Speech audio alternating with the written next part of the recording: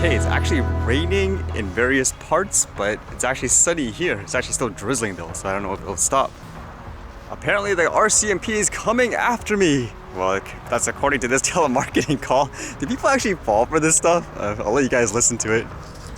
Attention, this call is from Department of Service Canada. Your social insurance number is going to be suspended for some fraudulent and suspicious activities in some provinces. Kindly press 1. Because RCMP also involved in your case, so please press 1 to find out more information about your case. Oh no, what do I do? Actually, in some funny ways, it's too bad I didn't actually answer it. It'd be kind of funny just to document something like this to see what they actually do. Again, it must actually work on a lot of people for them to keep doing stuff like this. Okay, what did I read today? This one was actually really interesting about things like GPS and all that. Apparently it says China has their own, I guess, system in space. This one says, China launches its final satellite to complete its rival to US-owned GPS system. Makes me curious how big this will be overall for things like tech and all that. It says, China sent the last satellite to space on Tuesday to complete its global navigation system that will help wean it off US technology in this area. The network, known as Beidou, which has been in the works for over 2 decades, is a significant step for China's space and technology ambitions. Beidou is a rival to US government-owned global positioning system, which is widely used across the world. Especially if you fly things like the drones, like those DJI ones, they use things like GPS to try to maintain position and all that. And according to this, they said they're doing it for defense reasons too, in case of things like disputes. It says, Beidou will help China's military stay online in case of a conflict with the US. But the launch is also part of Beijing's push to increase its technological influence globally. I guess for one, it makes you wonder whether or not companies that are based in China will start migrating and using this instead of things like GPS. And at the same time, will the rest of the world actually use this? Or would they say, nope, you're from China. Like, I don't trust like Communist Party, what you're gonna do with data and all that. It's kind of interesting reading this one. It says, police searching for drone spotted near Collins Bay Institution. Local and provincial police are searching for a drone that they believe is now stuck in a tree somewhere near Collins Bay Institution. Ontario Provincial Police said in a news release that the drone was initially spotted late Monday night by the Correctional Service of Canada officers. They then contacted the OPP Penitentiary Squad at around 11 p.m. The squad and Kingston police officers searched the area but could not find it on the ground. Bill Dixon, a spokesperson with the OPP, said that because it was not found on the ground, they suspect it is stuck in a tree on the Collins Bay property. And they even try using their own drone. It says the Kingston Police's unmanned aerial vehicle is being used in the search. Actually makes me wonder where, if there is a drone stuck in the tree, how effective is that to use a drone to try to find it? Man, like with those wide angle lens, it must be like a little dot. It would be better if you're like on the ground. Maybe if it's still fresh and heated, like with a thermal camera, it'd be easier. But yeah, does anyone here live in Ontario and would actually go out trying to look for this? And it was interesting reading your guys' comments yesterday just about the topic of racism, me giving you that specific recent example. Like, do you consider that racist or not? And there was these 2 messages which I thought was interesting because it kind of demonstrated the 2 sides of, well, not the extreme, if that's the right way to say it, but the 2 different perspectives where you'll say, no such thing as racism, like in this case with that guy's message, whereas someone would say, yes, it is. So the first one here, like it starts off, you said here, yes, Curtis Romanek is a racist. Why bring up K-pop? It's putting you down because you are Asian. You have an opinion. He should express his own opinion without insulting you. To me, that's my general thought, where if you have like an opinion or something like that, then mention the facts and all that. Like to try to use something like that as a weapon to, in a sense, marginalize someone, in my opinion, that makes the person racist in that sense. But the reply to that, which got me thinking, because this is the perspective of, that's not racist at all. So it actually got me interested to comment about this one because in general, I think the analogy is a little flawed, which might actually explain a lot where people say like there's no such thing as racism. So I thought it'd be interesting to kind of dive into a little bit. So this person here, you said, I don't know. To me, it seems more like stereotyping than the politically driven race baiting the media throws at us constantly. I call my old Honda dirt bike my rice rocket. Does that mean I'm racist against the people of Japan for eating rice? So my thought with that example is, that's completely out of context. Like it doesn't even have like the same principle and essence of what happened in this situation. So with that, I'll use an example with rice since that's what was mentioned here. Let's pretend there was a French chef, for example. He opened up a restaurant that serves classic French cuisine. The guy was trained in all that, etc., etc. Now, let's just pretend that guy was Asian. He just happened to be like, I don't know, like an Asian born in a French community. So you have this customer that comes into the restaurant and for whatever reason, okay, they don't like the food.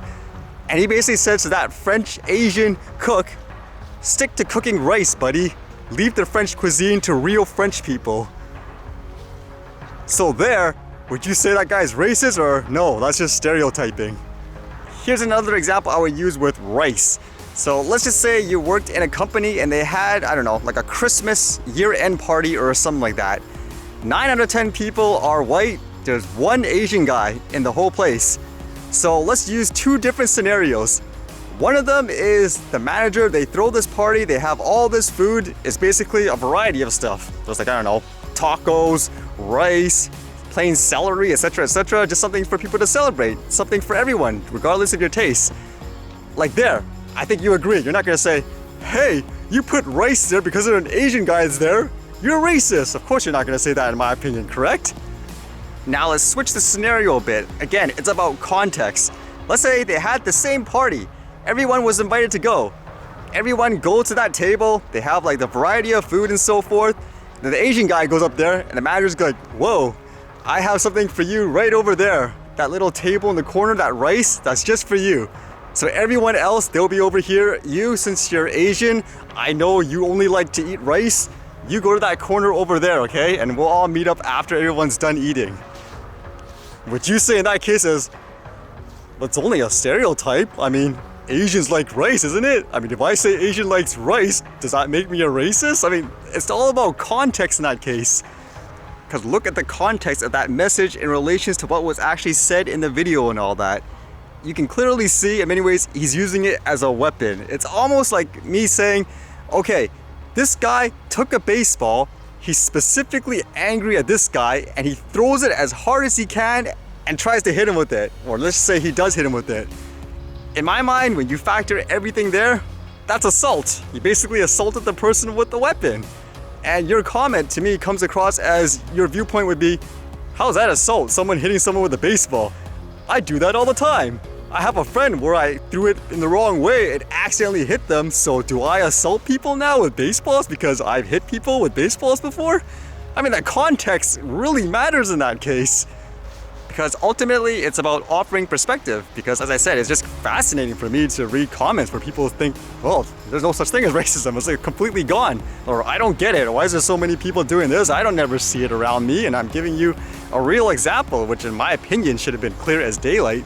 And then you say, and by the way, what's wrong with K-pop? Alan, I'm also wondering, are you Korean? If not, I can see why you wouldn't want to take any credit for K-pop. Culture and heritage is a very important thing.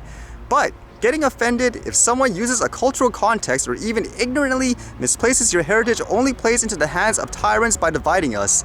If someone told me I look Scottish, I wouldn't beat them to a pulp while explaining that I am Irish, Welsh, English, Spanish, and Native American. That was one of the remarks why I said there was so many things wrong with that comment from a technical sense. No, I'm not Korean. I mean, to me, it's not about being offended. I deal with people like this all the time. Like I said, welcome to my world. Every single day you get some kind of comment like this, like a racial remark, etc., etc. To me, it's more about offering the perspective. Just to use an example here, because you mentioned like Native American. To my knowledge, just from watching events and so forth, like I'm not too knowledgeable about the culture overall, but they have like a lot of dancing and music and stuff like that to, I guess, open up occasions. Like that's part of their culture. Nothing wrong with that, correct? So let's pretend there's a darker skinned person who another person would think maybe he's Native American. Let's say the person's there talking about a topic of, I don't know, like cars or something like that. So this guy walks past that guy and his comment is, go back to the corner and do your dancing.